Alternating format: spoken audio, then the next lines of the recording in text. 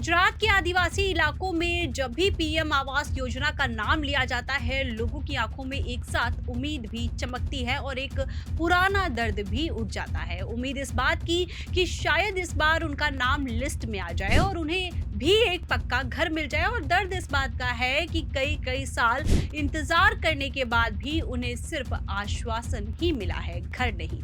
नमस्कार, मैं हूं दीक्षा और आप देखना शुरू कर चुके हैं 4 पीएम गुजरात। सरकार मंचों पर कहती है कि हर गरीब को घर दिया जा रहा है, पर आदिवासी समाज पूछ रहा है, अगर हर गरीब को घर मिला है तो हम अब भी खुले आसमान के नीचे आखिर क्यों रह रहे हैं।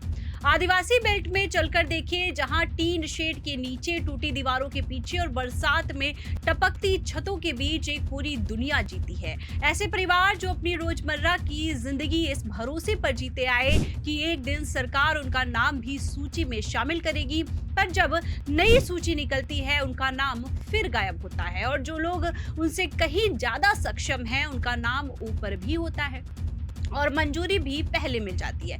यही वजह है जहां से भेदभाव का आरोप शुरू होता है। कई आदिवासी परिवार बताते हैं कि फॉर्म भरने के लिए उन्हें पंचायत से लेकर जिला कार्यालय तक के चक्कर लगाने पड़ते हैं। कभी आधार लिंक नहीं है, कभी कागज अधूरा है, कभी सर्वे दोबारा, और सबसे तकलीफ दे बात यह है कि कुछ परिवारों को साफ कहा जाता है, ऊपर से लिस्ट आई है, उसमें तुम्हारा नाम नहीं है। ऊपर से कौन भेजता है, सूची कैसे बनती है, किस आधार पर नाम हटाए जाते हैं, किसी को इसका जवाब नहीं मिलता। बस एक निराशा हर साल गहराती जाती है। आम आदमी पार्टी के नेता और आदिवासी क्षेत्र के लोकप्रिय चेहरों का कहना है कि पीएम आवास योजना में सबसे बड़ा खेल वोट बैंक मैनेजमेंट का है, जहां जरूरतमंदों से ज्यादा प्राथमिकता उन लोगों को मिलती है जो राजनीतिक तौर पर नजदीक हो। आम आदमी पार्टी का आरोप है कि बीजेपी सरकार का विकास मॉडल सिर्फ शहरों और बड़े इलाकों में दिखता है, जबकि आदिवासी इलाकों में योजनाएं सिर्फ कागजों में पूरी दिखाई जाती है।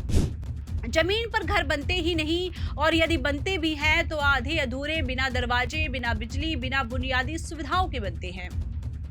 एक बुजुर्ग आदिवासी महिला ने आंसू भरकर कहा, घर का वादा करके वोट लेते हैं पर चुनाव के बाद कोई देखने भी नहीं आता। यही दर्द आज हजारों परिवारों में बैठा हुआ है। कई लोगों के घर की फाइल मंजूर ही नहीं होती, कई बार फाइल चल ही नहीं पाती, और कई मामलों में लोग कहते हैं कि बिना सिफारिश काम नहीं होता। सरकारी सिस्टम में वो ताकत नहीं है जो आदिवासी समाज की बात सुन सके, और यही वजह है कि लोग कहने लगे हैं पीएम आवास योजना हो या और कोई योजना, आदिवासी इलाकों में भेदभाव हमेशा रहता है।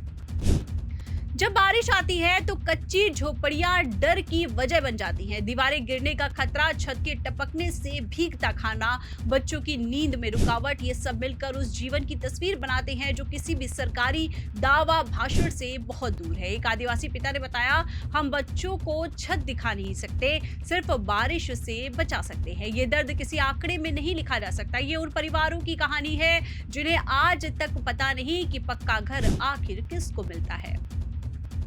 सरकार दावा करती है कि लाखों घर बन गए, लेकिन जब आम आदमी पार्टी के नेताओं ने जमीनी सर्वे किया तो पाया कि कई गांवों में घरों की संख्या कागजों में तो है, पर असलियत में निर्माण नहीं हुआ। कुछ घरों की दीवारें खड़ी हैं पर छत नहीं, कुछ घरों में खिड़कियां नहीं, कुछ में सिर्फ नाम की पट्टी लगी है पर रहने लायक हालात नहीं है। लोग कहते हैं घर पूरा करो या मत दो, पर आधा छोड़कर हमारा मजाक मत बनाओ।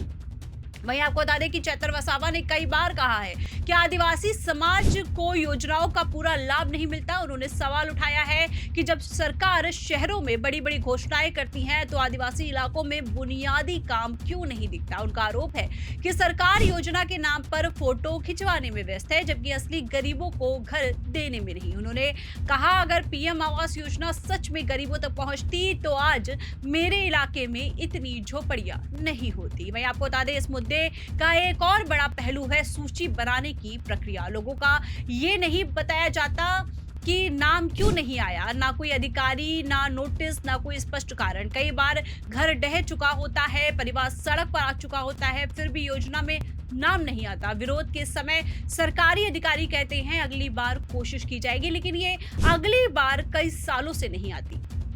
वही योजना में भ्रष्टाचार भी लोगों की बड़ी शिकायत है। कई गांवों में आरोप है कि जो लोग असली गरीब नहीं हैं, उन्हें योजना का लाभ मिल गया है। कुछ ने अपने पुराने घर को खराब दिखाकर दोबारा योजना में नाम डाल दिया और फंड ले लिया। वहीं कई परिवार जो असल में बेहद जरूरतमंद हैं, उन्हें बार-बार हटा दिया जाता है। यही वो भेदभाव है जिसके बारे में आम आदमी पार्टी बार-बार आवाज उठाती है कि योजना का लाभ सही लोगों को नहीं दिया जा रहा है। एक आदिवासी युवक ने कहा, जब चुनाव आता है तो अधिकारी खुद घर घर जाके फॉर्म भरवाते हैं, पर चुनाव के बाद हमारे फॉर्म भी गायब हो जाते हैं। ये बात आदिवासी समाज के भीतर गहरी निराशा पैदा करती है कि उनके साथ केवल वादों का खेल होता है, काम का नहीं। इस मुद्दे को लेकर कई सामाजिक कार्यकर्ताओं ने यह भी कहा है कि पीएम आवास योजना को लेकर सरकार की प्राथमिकता उस तरह नहीं दिखती जैसी दिखनी चाहिए। यदि ये योजना सच में गरीबों के लिए है तो फिर आदिवासी इलाकों में इसका असर क्यों नहीं दिखता? क्यों लोग अपनी पूरी जिंदगी एक कच्ची झोपड़ी में बिताने को मजबूर है? क्यों बच्चों की पढ़ाई, सुरक्षा और भविष्य सिर्फ इसलिए प्रभावित होता है क्योंकि सरकार उन्हें एक पक्का घर नहीं दे पाती? ये सिर्फ घर का सवाल नहीं है, ये सवाल सम्मान का है, सुरक्षा का है, बराबरी का है। एक पक्के घर का मतलब सिर्फ चार दीवारें नहीं होती, ये एक ऐसे जीवन की शुरुआत है जिसमें इंसान खुद को सुरक्षित महसूस करता है, अपने भविष्य के लिए सपने देख सकता है। जब ये घर भी भेदभाव का शिकार हो जाए तो समाज का विश्वास टूटना स्वाभाविक है। आज आदिवासी समाज पूछ रहा है, क्या हम इस देश के नागरिक नहीं है? क्या हमें भी छत का हक नहीं है? एक कच्चे घर से पक्का घर का रास्ता कितना मुश्किल है और सरकार के पास इन सवालों का कोई ठोस जवाब नहीं है।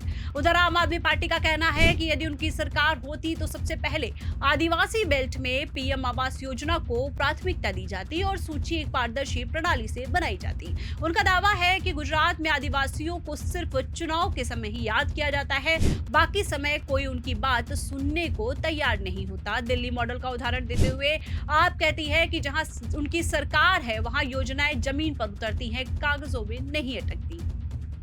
इस पूरी कहानी में सबसे बड़ा सवाल यही है, क्या सरकार सच में गरीबों के लिए घर बना रही है या सिर्फ आंकड़े बढ़ाने के लिए योजनाओं को सफल बताया जा रहा है? जब तक जमीन पर रहने वाले लोग खुद कहेंगे कि उन्हें घर मिला, तब तक कोई भी योजना पूरी नहीं मानी जा सकती।